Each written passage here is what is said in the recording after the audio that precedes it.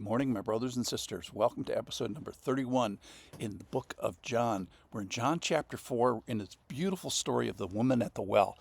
And yesterday they were having a bit of a sexual conversation, which very quickly led to a spiritual conversation. It was about how many husbands and what her body count was.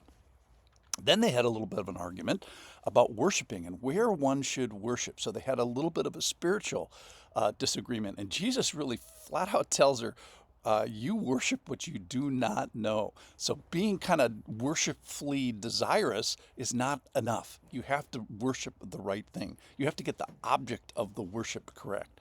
And in a sense, Jesus yesterday left us in a kind of an offensive, position. So this is from John chapter 4. I'm going to start in verse 22. We worship what we know, for salvation is from the Jews. But the hour is coming and is now here when true worshipers will worship the Father in spirit and truth. For the Father is seeking such people to worship him. Verse 24, 4:24. God is spirit, and those who worship him must worship in spirit and in truth. The woman said to him, I know Messiah is coming, he who is called Christ. When he comes, he will tell us all things. Jesus said to her, I who speak to you am he. Jesus says, I am he. I am the Messiah. This is the biggest reveal in the history of the world. So the Father, let's back up just a little bit. The Father is seeking worshipers. That is, he is seeking true, accurate worshipers. Desire, and I'm a spiritual person, isn't enough. You got to be right. That is, you have to have the object of your worship correct. If you're worshiping, a plant or something, it's like, no, you missed it. Now, only people can worship. So I was thinking about an elm tree this morning.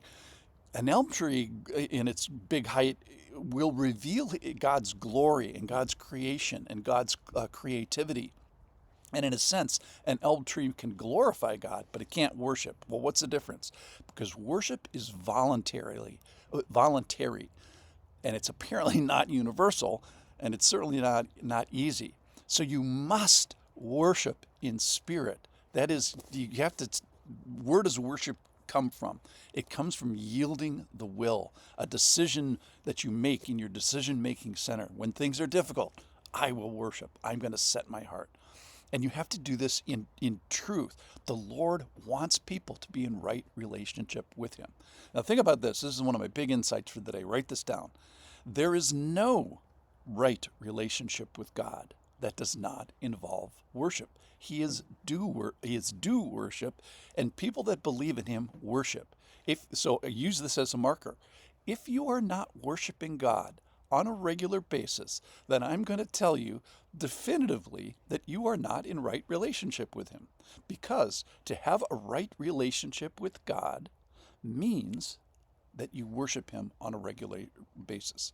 So if you have a right relationship with God, you regularly and accurately will be worshiping. You'll be confessing truths. You'll be agreeing to what he says. You'll be telling him things about himself.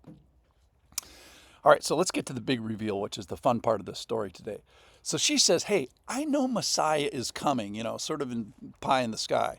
Remember what Messiah is.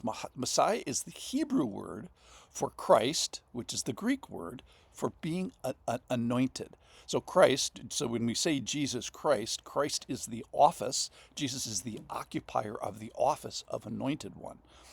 And it kind of turns the page from the Old Testament to the New Testament, from, hey, we're awaiting people, to an actualized people. So not someone is to come, that someone is here. Not he's going to tell us all things.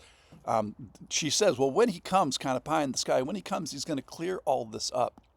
And she kind of makes an implied promise, I think, when he comes, I'll believe in him. When he comes, I'll trust him.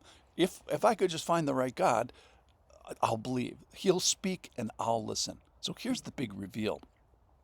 Jesus stomps into this hated people group, the Samaritans, with this unseen gender, female, with this confused theology. He says to her, hey, you don't worship what you know. Salvation even isn't from your people group. And all these things are going to rock her. And it should rock her and it should rock us. Jesus is sort of the big rock. So Jesus is going to claim here in a second to be the answer to an Old Testament problem that has a New Testament solution. And he is saying, I am it. So when she started this morning, she was in this waiting period. I'm still waiting. I don't have to decide about Messiah. And Jesus is in her face, and he comes today and says, "I'm going to plop this right into your spiritual world."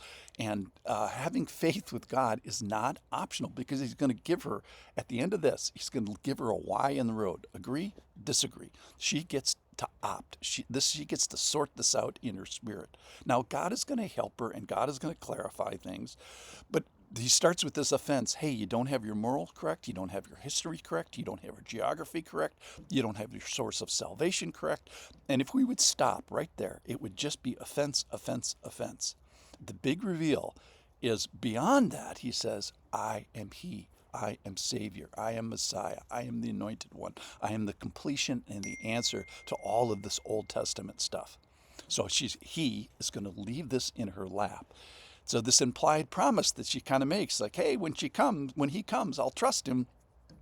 So none of us are compelled to believe.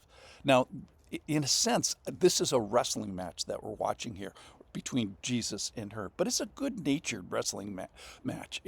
He is going to give her spiritual freedom. Nothing is compelled at the end of this. I'm not saying that it's not wrestling. He and she are definitely engaged in a truth battle here, but it's good-natured, unlike with the Pharisees.